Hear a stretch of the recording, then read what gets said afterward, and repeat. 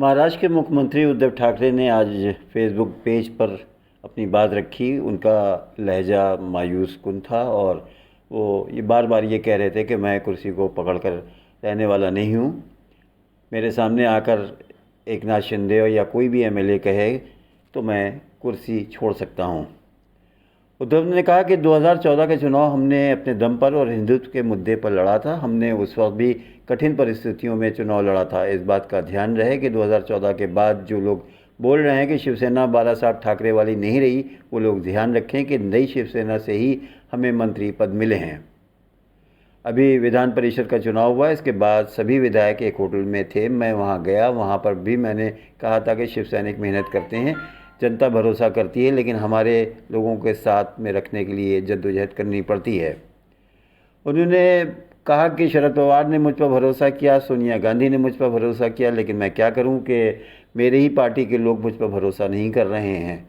मुझे कुर्सी पर बैठने का मोह नहीं है, मैं ज़बरदस्ती इस कुर्सी पर बैठना नहीं चाहता, मगर जो कुछ भी कहना है वो सामने आकर कहा जाए। एक तरफ ये कहना कि मैं शिव सैनिक हूँ और फिर ऐसा काम करना, कहावत है कि कुल्हाड़ी में लकड़ी का हत्था लगा होता है और पेड़ वही काटता है। पार्टी से गद्दारी ठीक नहीं है।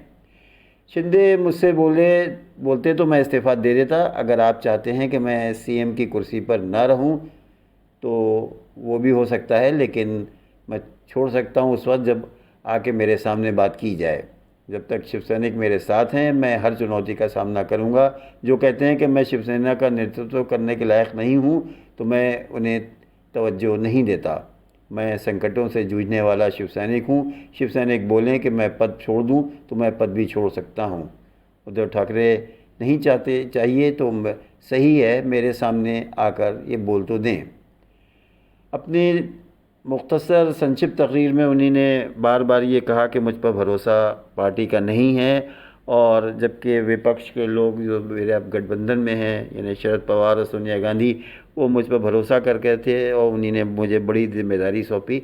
लेकिन अब मैं क्या कर सकता हूँ कि शिव सैनिकों का एक धड़ा ही मुझ पर यकीन नहीं कर रहा है।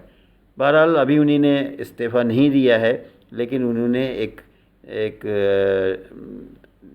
एक राय रखी है कि लोग मेरे सामने आएँ और सामने आकर मुझसे कहें तो मैं उनका कहना मान भी सकता हूँ। धन्यवाद।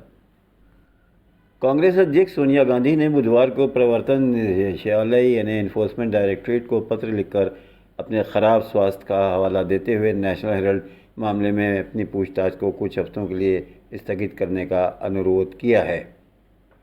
नेशनल हेराल्ड मनी लॉन्ड्रिंग मामले में ईडी गुरुवार 23 जून को सुश्री गांधी से पूछताछ करने वाली थी। एक दिन पहले सुश्री गांधी ने ईडी को एक पत्र लिखकर पूछताछ के लिए दिन को स्थगित करने का अनुरोध किया है। इससे पहले राहुल गांधी से प्रवर्तन निदेशालय ने इसी सिलसिले में कई रोज़ तक लगभग 50 घंटे तक पूछताछ की थी।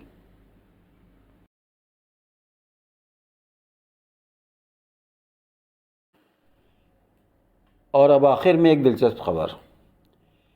इंडोनेशिया की एक महिला ने दावा किया है कि उसके पति असल में एक महिला है जिसने 10 महीने तक पुरुष बनकर उसे धोखा दिया। विदेशी मीडिया के मुताबिक इंडोनेशियाई महिला ने शादी के 10 महीने बाद अपने पति के बारे में दावा किया कि वो वास्तव में एक महिला है जिसने उसे और उसके परिवार को कई महीनों तक धोखा दिया।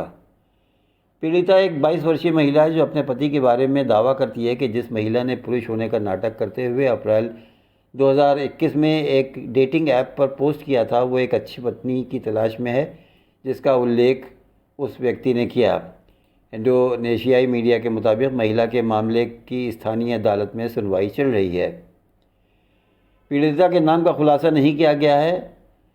कहा गया है कि वो शादी के बाद कुछ महीनों तक अपने पति के साथ अपने माता पिता के घर पर रह रही थी। मेरे पति ने अपने माता पिता से 15 लाख रुपए लिए थे, भले ही उसने खुद को एक अमेरिकी प्रशिक्षित सर्जन और कोयला व्यापारी होने का दावा किया था।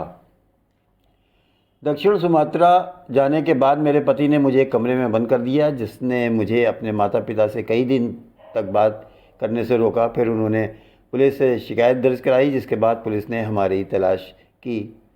महिला ने कहा कि हमारी शादी को 10 महीने बीत चुके थे और उस दौरान मुझे पता चला कि मेरा पति वास्तव में एक महिला थी जो मुझे पुरुष बनाकर धोखा दे रही थी।